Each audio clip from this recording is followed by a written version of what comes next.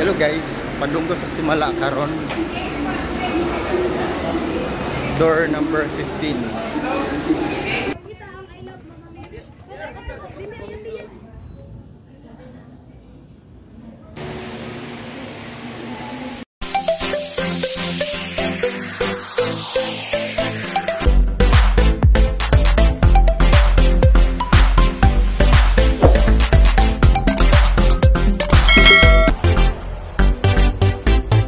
Nandito po ako ngayon sa Cebu South Bus Terminal. Dito tayo sasakay.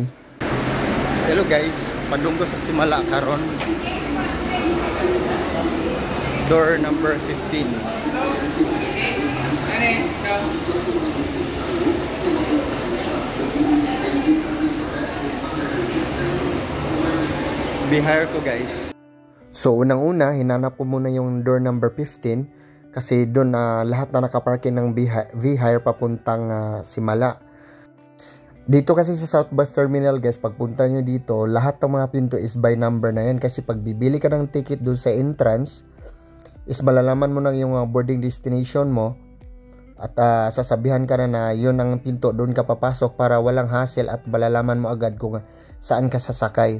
Para mas mabilis yung proseso. At ang pamasahe ko pala, galing Cebu papuntang Simala is 150. Pari same lang din pabalik. Yun lang din yung guys. Kaya mas pabilis lang yung dito sa South Bus Terminal. Mabilis yung proseso. So nakarating na agad ako dito sa guys, dito sa Simala at hindi na ako nagbibideo kung paano ako sumakay doon, di ba? Dito pa lang sa labas guys, makikita mo na maraming nagtitinda ng mga rosary, basta mga souvenir. At nagtitinda ng mga pagkain, kaya hindi ka magugutom guys. Marami nagtitinda ng mga pagkain dito.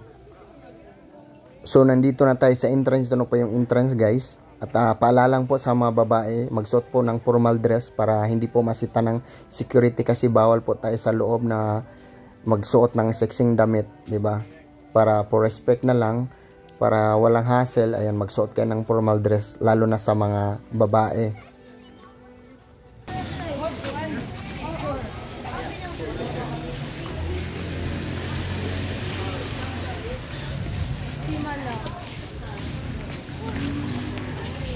Entrance pa lang to guys, ito yung bungad niya talaga. At pagpasok mo pa lang is makikita mo talaga yung I Love Mama Mary.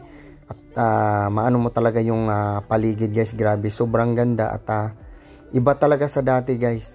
Yung pagpunta ko dito dati guys, ibang iba talaga. Ngayon guys, grabe talaga yung pagbabago, malaki talaga yung pagbabago. At inalagaan talaga yung lugar. At talaga. So guys, ipakita ko sa inyo kung yung may picture ako dati, may mga old picture ako sa inyo. Ipakita. Ito pa yung guys, ito pa yung itsura ng ng Simala dati. Ito yung mga picture ko, lumang mga picture ko. Mga 80 years old pa ako niyan. Tapos after 2 years, yan na kung bumalik ako ng pangalawa, parang na siya. Parang may pinagbago na kasi unti-unti na siyang ni-renovate ba, pinaganda na siya. At may na siya. Malaki na talagang pagbabago nung pag pangalawa kong balik. Kasi tingnan niyo yung diferensya diyan. Pati yung hitsura ko, 'di ba? Iba na talaga after 2 years. So ito yung altar, yan yung altar dati, guys. Tapos may pa to, may wishing bell. Namangha talaga ko guys at na-surprise talaga ako sa sarili ko kasi ang laki ng pinagkaiba at pinagbago sa sa Simala talaga. Grabe, sobrang ganda, naalagaan talaga at na renovate talaga ng maganda at maayos para lahat ng pumupunta talaga dito is komportable.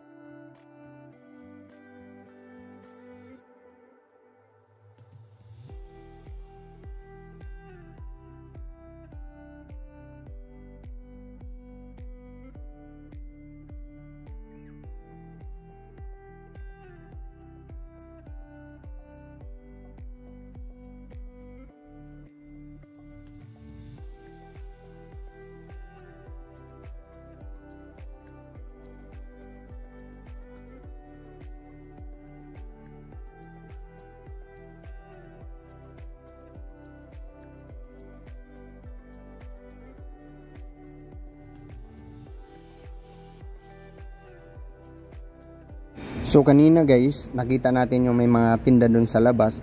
Pero dito sa loob guys, mas marami talagang tinda dito. Maraming option at marami kang mapagpilian dito na gusto mo na pang souvenir galing sa dito sa Simala Shrine.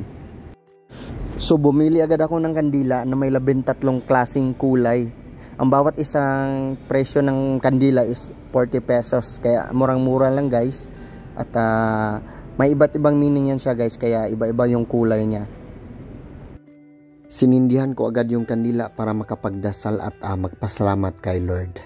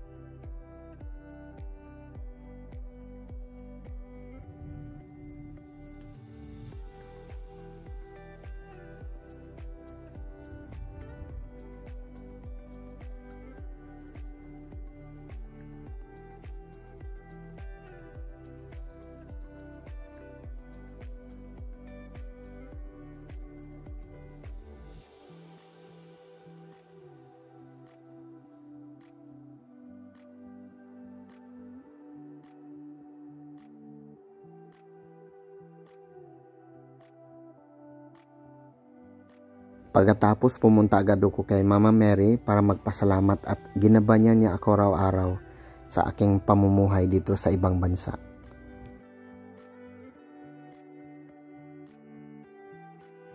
At itong lugar na to, dito mo makikita yung iba't ibang letters na mababasa mo na binibless yung mga panalangin nila kay Mama Mary at mababasa mo talaga yung mga pasasalamat nila. Yung iba naman nag-iiwan ng mga bagay o gamit bilang simbolo ng kanilang tagumpay. At dito mo lang yan makikita guys. Ikutin pa natin yung buong lugar guys. Puntahan pa natin doon sa dulo kasi mas marami pa doon para makita nyo rin.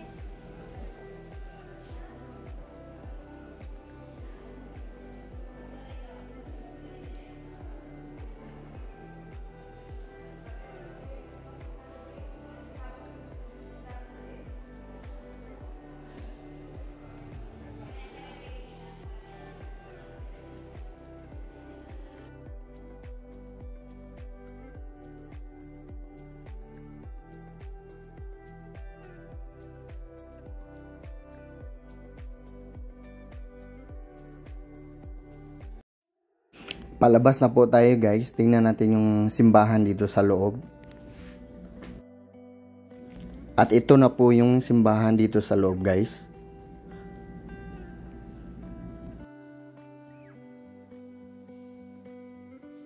Pagkatapos ko dun sa loob at ako lumabas na. At ito yung ano guys, bago ako umalis and ipakita ko muna sa inyo kung gaano kaganda yung ano guys, lugar. Dito yung makikita mo sa taas. Diba? Sobrang ganda. At sobrang lawak talaga.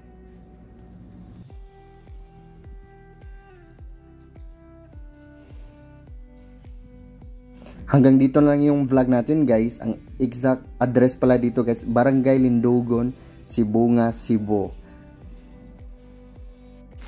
At ito na guys, ako'y uuwi na. At huwag kalimutan palagi magdala ng payong, mainit o maulan man ang panahon.